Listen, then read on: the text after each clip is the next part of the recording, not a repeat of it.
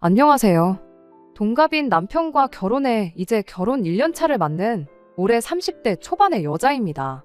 이렇게 사연을 보내게 된 이유는 지금 제가 이혼을 심각하게 고려 중에 있기 때문이에요. 결혼한 지 1년밖에 안 되어 이렇게 이혼 생각까지 하는 게 정상인가 싶기도 한데 여러분들께서 제 이야기 한번 들어주시고 제가 정말 너무하는 건지 아니면 이혼 생각을 하는 게 마땅한 건지 한마디 해주시면 참 감사하겠습니다. 연애 때는 알뜰살뜰한 남편의 경제관념이 장점이라고 생각했는데 결혼하고 나서 보니 무조건 알뜰하다고 해서 좋은 게 아니라는 걸 알게 됐어요. 물론 오늘만 사는 사람처럼 덮어놓고 돈 생기자마자 홀랑 써버리는 것보다야 쪼잔해 보여도 아끼는 사람이 훨씬 낫다고 생각은 하지만 남편은 이게 맞나 싶을 정도로 아끼는 데만 집착하는 사람이라는 게 문제라면 문제였지요. 자기 주머니에서 땡전 한 푼 나가는 꼴을 못 보는 그런 사람이었죠. 일부러 운동한다고 1시간, 2시간씩 걸어 다니는 사람들도 있다면서 집 앞에서 버스만 타도 20분이면 갈 곳을 일부러 그렇게 걸어 다닐 만큼 비효율적인 경제관념을 가지고 있습니다. 갖고 싶은 게 생기면 어떻게든 모아서 그걸 사는 게 아니고 비슷한 제품들을 몇 개 골라서 그 중에서도 가장 싼 걸 고르는 식으로 물건을 사고요. 정작 그렇게 사서 잘 쓰고 잘 먹고 잘 입고 다니면 제가 뭐라 말을 안 하겠는데 결국엔 싸구려 품질 때문에 꼭 다른 비슷한 걸 한 개를 더 사게 만드는 식이었어요. 음식을 사면 맛이 없다고 한 번 먹고 손도 안 대다가 버리기 일쑤였고 옷을 사면 보온이 하나도 안 된다. 통풍이 하나도 안 된다 하면서 또 다른 비슷한 걸 하나 더 사고 전자제품 같은 걸 사면 느려서 속 터진다고 혼자 성질을 부리고 그런 식인데 저는 그게 도무지 이해가 가지 않았어요. 연애할 때야 그런 사소한 부분을 실제로 본 적이 없었으니 알 방법이 없었죠. 그냥 허튼데 돈 안 쓰고 그러는 사람이구나 그런 식으로 좋은 점만 보고 좋은 부분만 생각하려고 했습니다. 데이트하면서도 돈을 아낀 건 사실이지만 그럴 때마다 저랑 결혼해서 행복하게 살고 싶어 이렇게 모으는 거란 식으로 말을 하는데 그걸 잘못됐다고 말할 수도 없는 노릇이었죠. 아무튼 그렇게 남편과 2년 정도의 연애를 하고 결혼 이야기가 나오게 되었습니다. 남편이 허튼데 돈 쓰는 걸 싫어하는 걸 알지만 그래도 일생에 한 번뿐인 결혼식인데 아무리 그게 허례허식일지라도 어느 정도는 아끼지 않고 결혼식 준비를 하고 싶었습니다. 당연한 이야기겠지만 남편은 거기서도 돈을 아껴야 한다고 주장을 해왔어요. 제가 너무 아쉬워하니까 친정어머니께서 그럼 결혼식에 관련된 돈은 당신들이 도와주겠다고까지 하셨는데 남편은 그냥 주신다는 부모님 말에도 그건 절대로 안 될 일이라며 극구 사양을 했습니다. 그나마 신혼여행은 국내가 아닌 해외로 다녀왔어요. 가까운 나라 일본이기는 하지만 그때 당시 엔저에다가 국내 여행은 바가지라 물가가 엄청 비싸다. 뭐 그런 이야기까지 돌았어서 오히려 그 부분은 남편이 먼저 신혼여행인데 그래도 해외가 낫지 않겠냐며 말을 꺼내줬습니다. 기껏해야 경주 같은 데 가자고 하겠구나 내심 걱정이 됐는데 참 다행이었죠. 그런데 막상 마냥 즐겁고 신나기만 할 줄 알았던 신혼여행지에서 기분만 잔뜩 상해서 돌아왔습니다. 비행기 시간도 애매한 시간이었고 가서 뭐 분위기 나는 데서 식사를 한 번 했던 것도 아니에요. 일본은 편의점 음식이 엄청 잘 나온다면서 편의점 음식으로 한 끼를 때우기도 했습니다. 솔직히 종류가 많아서 신기하기도 했고 저도 분위기에 휩쓸려 이것저것 주워 담기는 했습니다. 그냥 딱 전자레인지에 데워 먹는 한 끼 간단하게 때우는 음식일 뿐이었는데 대체 뭐가 맛있다는 건지도 모르겠고 한국 편의점에서 파는 음식들에 비해서 어디에 얼마가 더 대단하다는 건지 그런 느낌조차 못 받았는데 남편은 웬만한 만원, 2만원짜리 파는 한국 음식점보다 낫지 않냐면서 엄지를 척척 칭찬을 연발하며 아주 제가 먹다 남긴 것까지 싹싹 긁어먹더라고요. 여행 다녀오신 분들 후기 같은 걸 보면 일본 편의점 음식 먹기는 꼭 해보는 것들 중 하나였다 보니 암만 일본 들어오자마자 먹은 첫 식사가 편의점 식사였다는 게 실망스럽긴 했을지라도 그렇게 남들 하는 거 하나 똑같이 했다 하고 모르는 척 넘길 수 있었어요. 하지만 저를 가장 실망하게 만들었던 건 바로 숙소였어요. 그래도 둘이 처음 오는 해외여행이고 게다가 신혼여행인데 야경이 끝내주는 5성급 호텔을 기대한 건 아니지만 캡슐 호텔을 숙소라고 잡아놓은 건 정말이지 어이가 없었습니다. 고시원만도 못한 공용 숙소를 신혼여행 숙소라고 잡아놨으니 정말 신혼여행 첫날에 잠을 청하는데 억울해서 눈물이 다 날 정도였어요. 남은 신혼여행도 좋을 거 하나 없었죠. 원래 해외여행 가면 발바닥에 물집 잡히는 것 정도는 기본이라고 할 만큼 많이들 걸어 다닌다지만 남편은 애초에 2다리 말고는 다른 교통수단을 사용할 생각 자체가 없어 보였습니다. 그나마 제가 우겨서 둘째 날부터는 캡슐호텔 신세는 면했지만 남편은 그만큼 다른 데서 돈을 아끼기 시작했고요. 신혼여행으로 일본은 지가 골라와 놓고 뭐 역사를 잊으면 안 된다느니 어쩐다니 하면서 우리가 여기서 돈을 아끼는 게 바로 애국하는 거라고 끝까지 1000엔 넘는 식사는 고르지도 못하게 하더군요. 일본에서 파는 편의점 음식이 어지간한 한국 식당에서 먹는 것보다 낫다면서 엄지를 축혀 세우던 인간이 갑자기 애국자 흉내를 내는데 정말 신혼여행부터 남편한테 오만정이 떨어지기 시작했어요. 그렇게 인생에 한 번뿐인 신혼여행을 있는 대로 망치고 돌아왔어요. 원래는 결혼하고 나서 남편이 경제권을 갖고 돈 관리를 하기로 했었는데 신혼여행 다녀와서 느낀 게 그렇게 했다가는 정말 집에서 천장에 굴비 하나 묶어두고 맨밥에 간장만 찍어 먹고 살겠구나 싶어서 신혼여행 다녀오고 나서 돈 관리는 각자 알아서 하기로 했습니다. 천만다행이었지요. 저는 결혼하고 얼마 지나지 않아 다니던 회사를 그만두고 친한 지인 한 명과 같이 사업을 시작하기로 했어요. 물론 여기서도 남편의 반대가 장난이 아니었지요. 당장 제가 수입이 줄어드는 건 당연한 상황에 자칫하면 그나마 벌어오던 수입이 아예 사라질 수도 있고 최악의 경우에는 빚까지 질 수도 있지 않겠냐는 이유였어요. 하지만 남편이 반대한다고 해서 시작하기로 한 사업을 포기할 생각도 없었습니다. 어차피 애초에 같이 사업하기로 한 지인의 부모님이 가지고 계신 상가 건물을 무상임대하여 시작하는 사업이었고 그럴 확률이 사업하다 망하는 것보다야 높지는 않겠지만 회사가 갑자기 망해서 내가 직장이 없어지면 수입이 없어지는 건 매한가지 아니냐고 우겼더니 남편도 딱히 반박을 못하더군요. 그래서 제가 남편한테 돈 관리를 따로 하기로 한 만큼 생활비는 내가 아르바이트를 해서라도 늦지 않게 줄 테니까 걱정 말라고 한마디 해줬더니 그제서야 남편도 몇 번 궁시렁대다가 알아서 하라고 한마디 하고는 말더군요.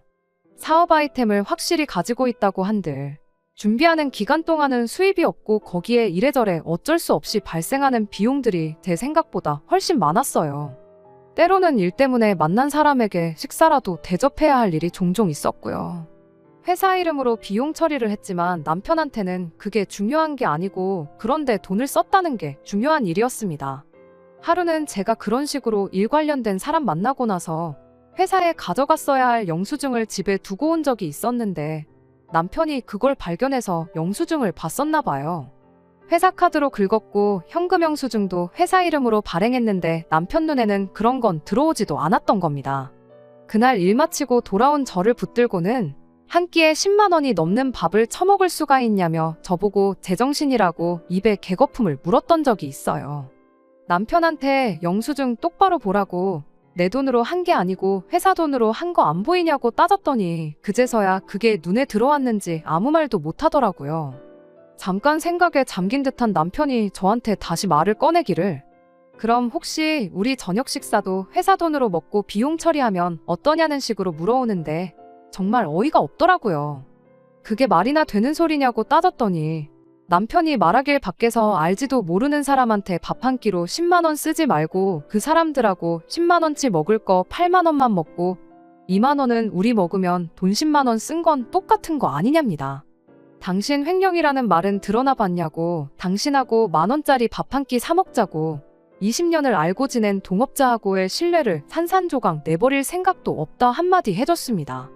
그랬더니 남편이 말하길 그럼 밖에서 모르는 사람하고 처먹는 돈 좀 아끼라고 싫은 소리를 하더라고요. 비용 처리한다고 그 돈을 전부 돌려주는 것도 아니지 않냐고 어차피 벌게 될 돈에서 나가는 건데 아끼는 만큼 더 버는 거 모르냐고 하면서 말이죠. 남편이 이렇게 돈 한 푼 쓰는 걸 아까워하게 된 데에는 남편 나름의 사연이 있기는 합니다. 남편이 어릴 적에 시댁 형편이 정말 안 좋았었다고 해요. 붕어빵 하나 사 먹는데도 손을 바들바들 떨던 시어머니를 보면서 자라온 남편이었다 보니 자연스럽게 남편도 돈을 아껴 쓰는 게 습관이 되고 말았던 거죠. 어쩌다가 생각지도 못한 손해를 보게 되면 그건 그거대로 무슨 죽을 죄를 진 사람 마냥 죄책감을 느끼고 1,000원 한 장에 벌벌 떠는 사람이 돼버린 겁니다. 하지만 그거야 남편 사정이고 남편이 돈을 아끼는 건 사실이지만 말씀드렸다시피 그 방법이 당장 쓰는 돈을 줄여줄지언정 가게에 대단한 보탬이 된다는 느낌은 거의 없었어요. 티끌 모아 티끌이라고 푼돈 아끼면서 다른 데 들어가는 돈이 또 많았거든요. 시작할 때 말씀드렸던 것처럼 걸어서 2시간 거리는 자전거 타고 2발로 걸어 다니고 하는 건 기본이었지만 체력이 그렇게 좋은 편도 아니라 몸살 나서 알아눕는 게 한 달에 한 번 꼴이라 약값으로 들어가는 돈이 또 따로 들었고 갖고 싶은 것과 비슷한 거 싸구려 제품을 사서 버리는 일 또한 부지기수였습니다. 그것도 모자라 어디 길 가다가 자기가 알고 있는 가격보다 저렴하게 팔고 있는 걸 보면 그냥 지나치는 법이 없었어요. 원래는 10,000원짜린데 세일하고 또 세일을 해서 이제 1,000원밖에 안 한다느니 하면서 이런 건 1,000원 주고 사는 게 오히려 더 이득이라고 하면서 필요도 없는 걸 사오질 않나. 어디서 쓰레기 같은 걸 얻어와서는 혹은 주워와서는 이걸 자기가 잘 고쳐서 중고로 팔아야겠다며 수선도구 사는데 들어간 돈도 무시 못합니다. 그렇다고 그걸 고쳐서 중고로 시세대로 팔았냐 하면 그런 물건들은 손에 꼽을 정도로 없고요. 제 남편은 무작정 안 쓰고 모으는 것만이 좋은 게 아니라는 걸 보여주는 단적인 예 그 자체였습니다.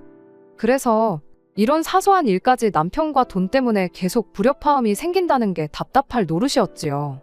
그래도 그런 서로의 다른 점을 하나씩 맞춰 살아가는 게 결혼이라 생각했고 그런 자린고비 같은 모습만 빼놓는다면 저한테만큼은 정말 잘했던 사람이니 시간이 지나면 익숙해지거나 서로가 반발짝씩 양보하거나 하면서 자연스럽게 해결될 문제라고 생각했습니다. 그런데 결국 남편에게 크게 실망하게 되는 일이 하나 있었어요. 남편이 뭐 개인적으로 필요한 물건이 있었나 본데 그걸 운 좋게 중고장터에서 신품급 매물을 찾았나 봐요. 택배로 받으면 그만인 물건이었지만 겸사겸사 저랑 데이트도 할 겸해서 직거래를 하기로 했으니 거기 좀 다녀오자고 하더라고요. 얼마 전 일이니만큼 남편이 짠돌이처럼 구는 게 어느 정도 익숙해진 상황이었다 보니 저도 별 불만 없이 같이 거기를 다녀오기로 했어요.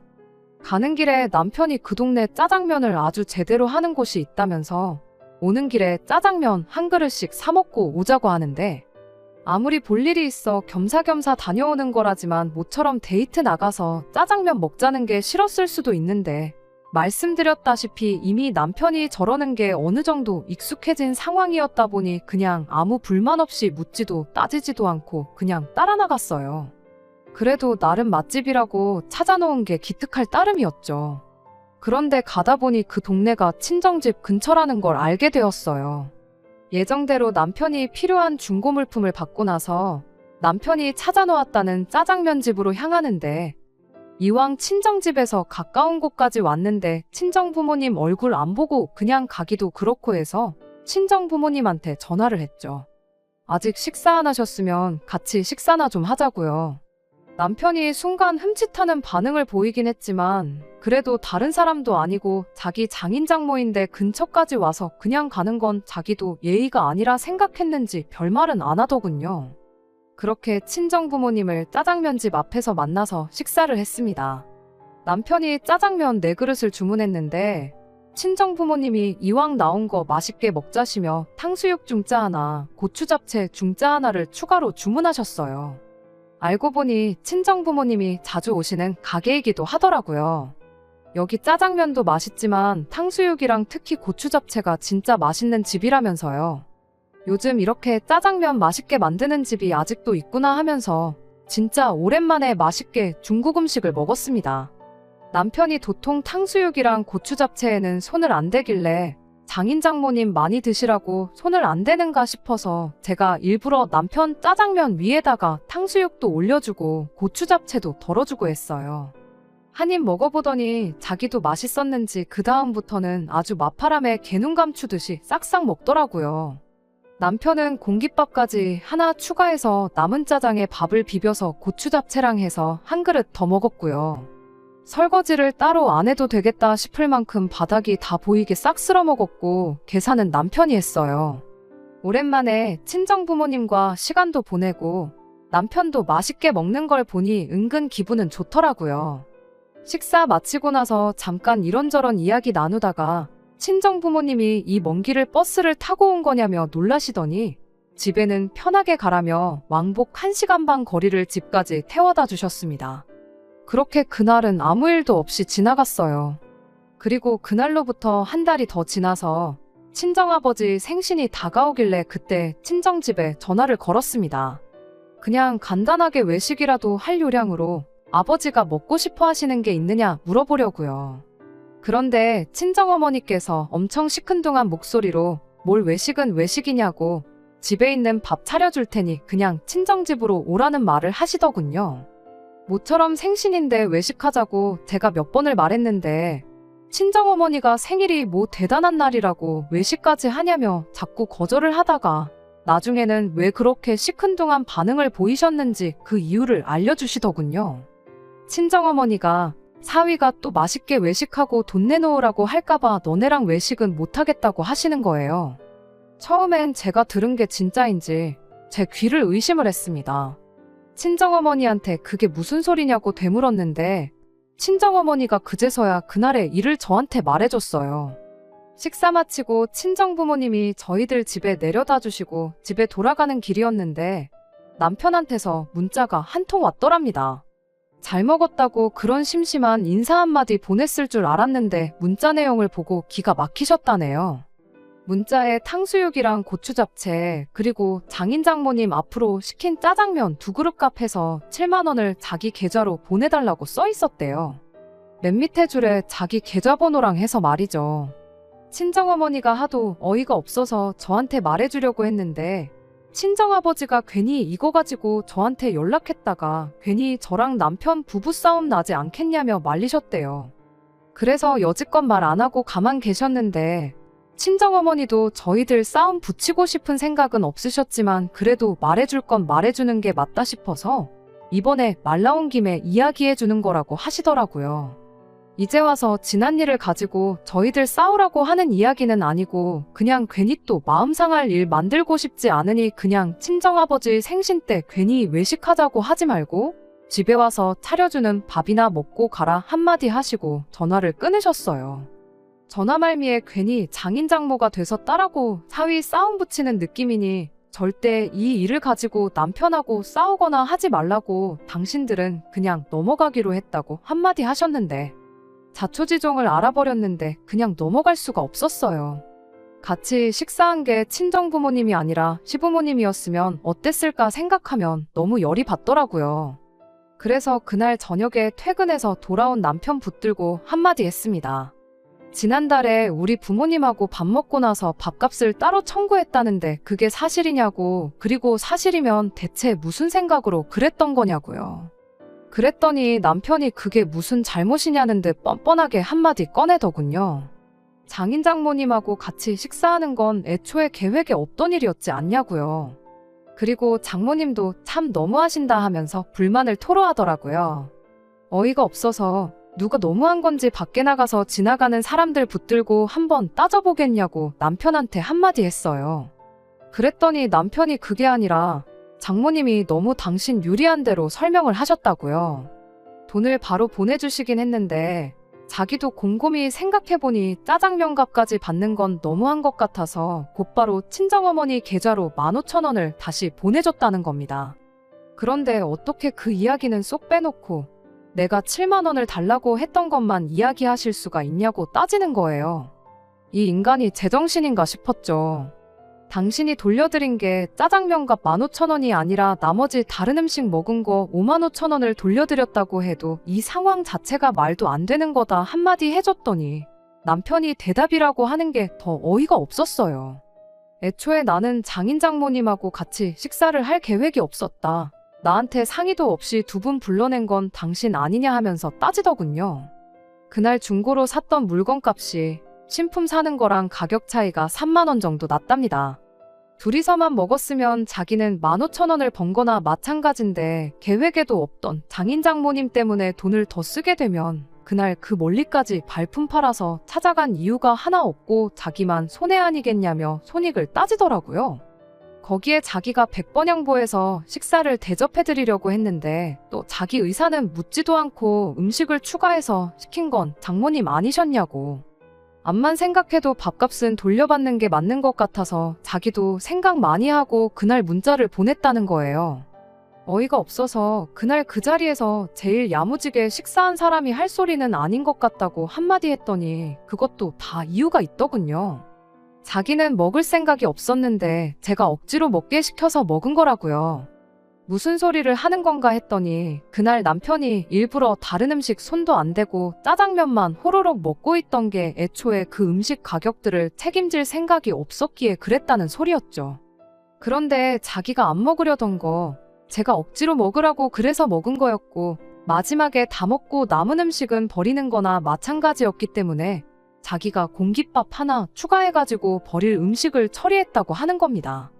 말인즉슨 제가 먹으라고 준 건 자기 의지로 먹은 게 아니고 밥 추가해서 싹싹 먹은 건 어차피 식사가 다들 끝나버린 와중에 잔반이 돼버린 남은 음식들을 자기가 처리한 거라고.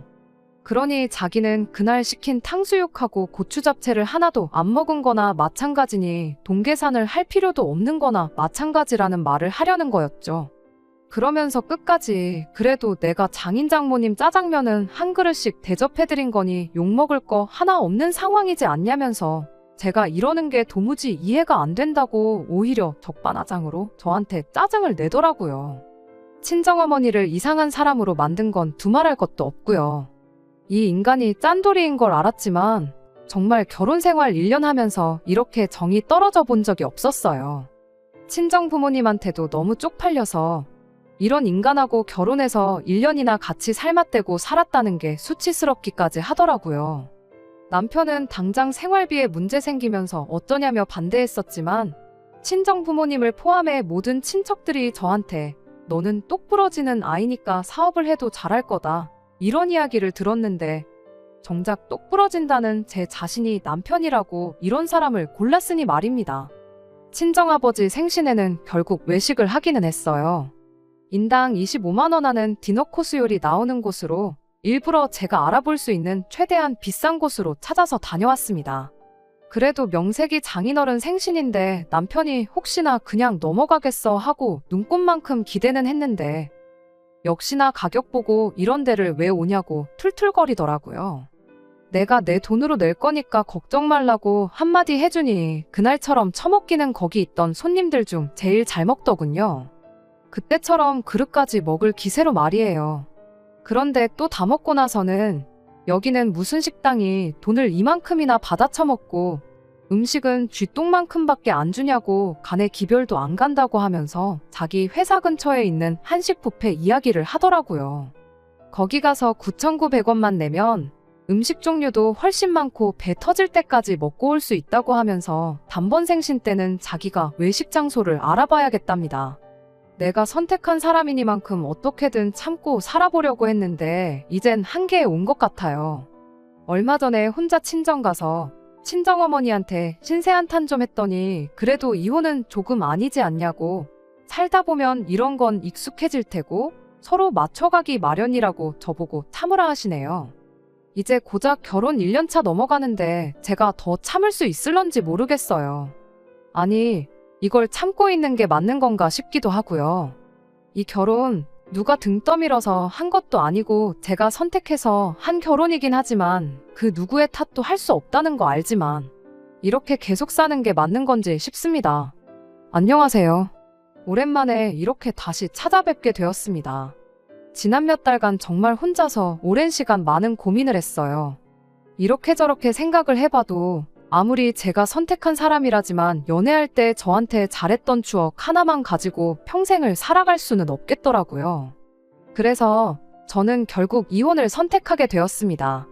그냥 이혼을 한 건 아니에요. 친정아버지 생신 때 혹시나 하고 기대했던 것처럼 제 나름 몇 번의 기회를 더 줬습니다. 그럴 때마다 번번이 남편은 제 기대를 저버렸고 그렇게 시간이 지나 시어머니 생신날이 찾아왔어요. 뭐 알아보기도 싫고 해서 남편한테 당신 회사 근처 한식 뷔페나 가자고 하려다가 그래도 친정아버지 생신 때 좋은 데 다녀왔는데 아무리 기분 나빠도 그러자고 하긴 좀 그랬어요.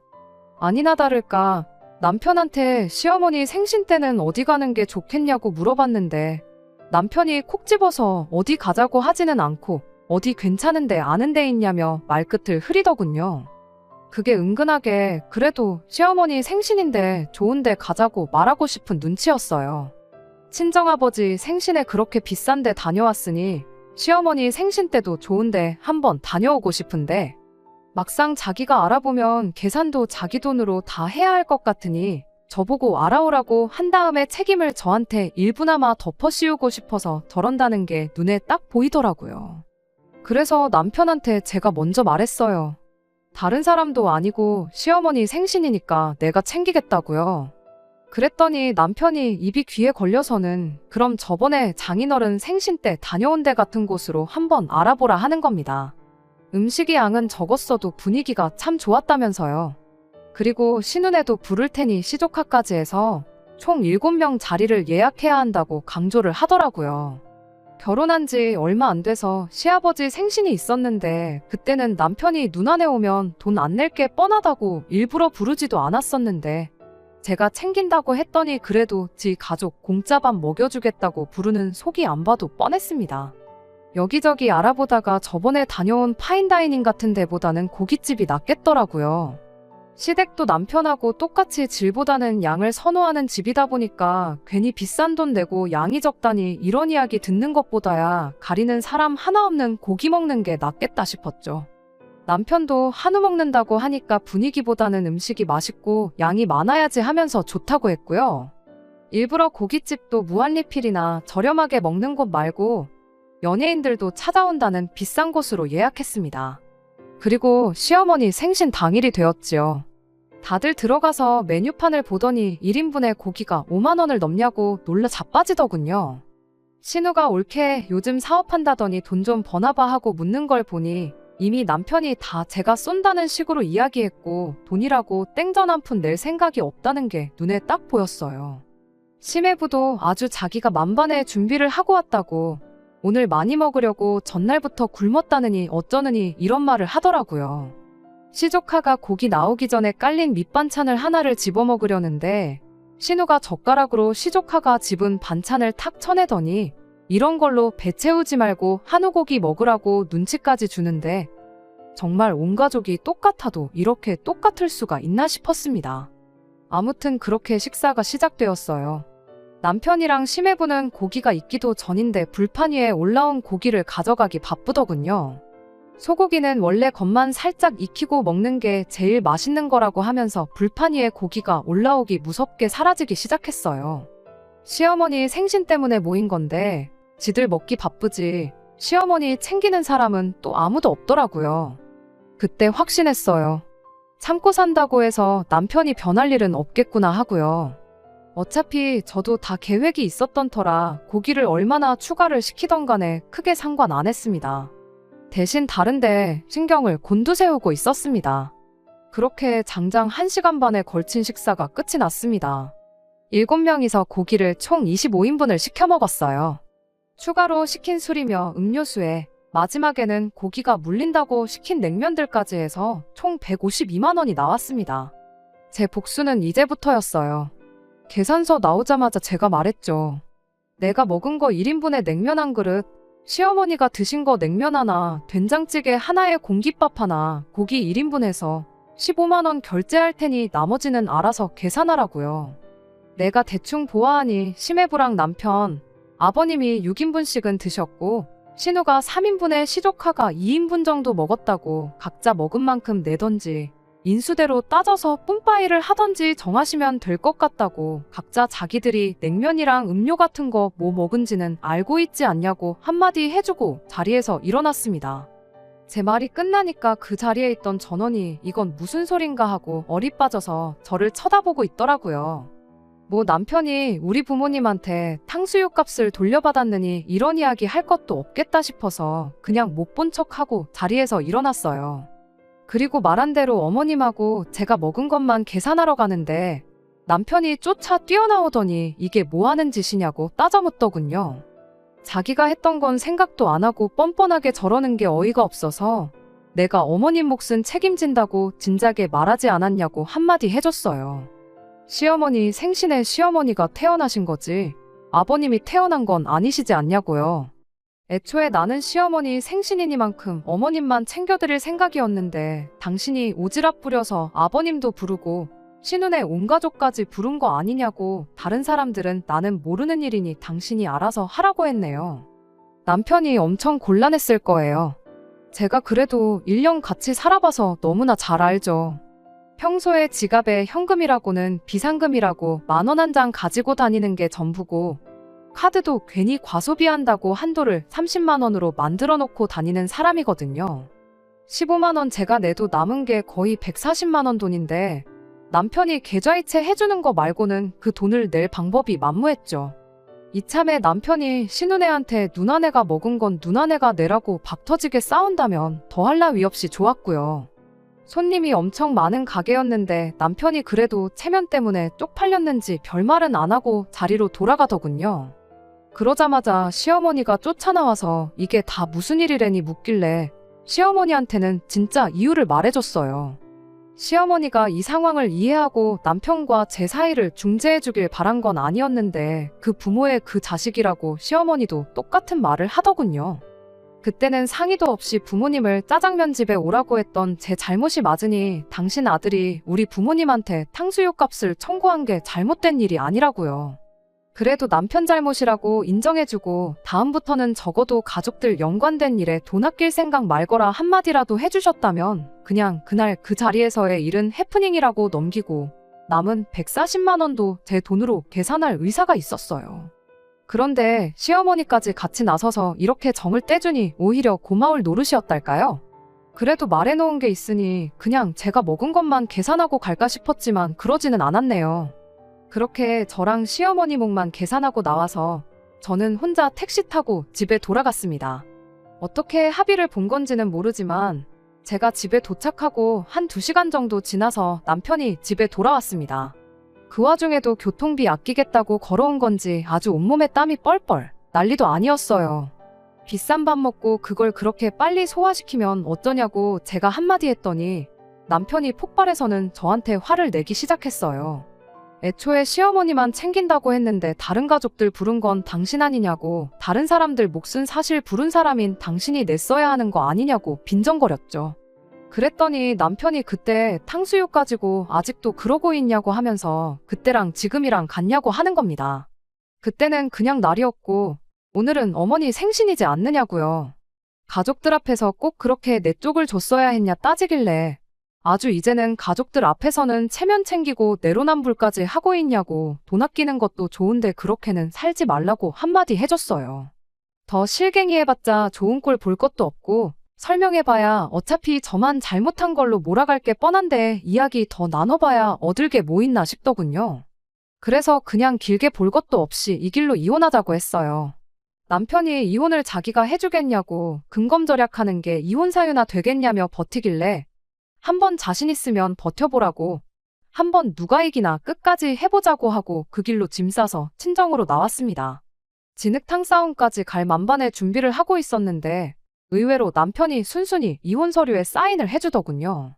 100% 승산이 있었다면 남편도 끝까지 갔을 테지만 뭔가 자기도 뒤가 구리다고 생각한 건지 아니면 질 수도 있다는 조언을 들었겠구나 싶더라고요. 괜히 소송비에 위자료까지 물어줄 생각을 하니 그 손해를 감당하기는 싫었나 봅니다. 결혼 1년 차밖에 되지 않았다 보니 이혼 과정에서 그닥 복잡한 문제는 없었습니다. 손해는 죽어도 보지 않겠다는 주의다 보니 오히려 별탈 없이 빠르게 이혼을 할 수 있었네요. 친정어머니는 그래도 결혼한 거 좀 더 버텨보지 그랬냐고 시간 지나면 분명히 어느 선에서 합의점이 생겼을 거라 그런 식으로 말하시는데 아마 그날 중국집에서 있던 일을 저한테 말한 게 불씨가 되어 이혼을 했구나 싶은 마음 때문에 더 죄책감을 가지시는 것 같아요. 어머니한테 그것 때문에 마음 쓰는 거면 그러실 필요 없다고 어차피 그거 아니었어도 다른 일로 정 떨어져서 이혼했을 거라 말씀드렸죠. 그랬더니 친정어머니도 나중에 가서는 차라리 잘 됐다고 어차피 이혼할 거였으면 한 살이라도 어릴 때 해야 새 출발의 기회도 생기고 그러는 거 아니겠냐시네요. 남편이 돈 때문에 아이는 최대한 늦게 갖자고 이야기했는데 그게 천만다행인 것 같습니다. 다행히 제 사업도 어느 정도 자리를 잡아가고 있고요. 혼자가 되었다 해도 제 자신 하나는 건사할 수 있겠다 싶어요. 결국 제가 사람을 잘못 보고 옳지 않은 판단을 내린 게 발단이 돼서 이혼한 거나 마찬가지니 그 누구의 탓을 하지는 않으려고요. 혹시나 다른 분들도 저처럼 콩깍지 때문에 단점을 장점으로 받아들이는 분이 계신다면 결혼은 현실이니 다른 시각으로 한번 생각해 보는 것도 나쁘지 않다고 조언 한마디 해주고 싶네요. 끝까지 들어주셔서 감사합니다. 오늘의 사연은 여기까지입니다. 구독과 좋아요, 알람 설정 부탁드리고 더 좋은 사연으로 다시 찾아뵙겠습니다. 감사합니다.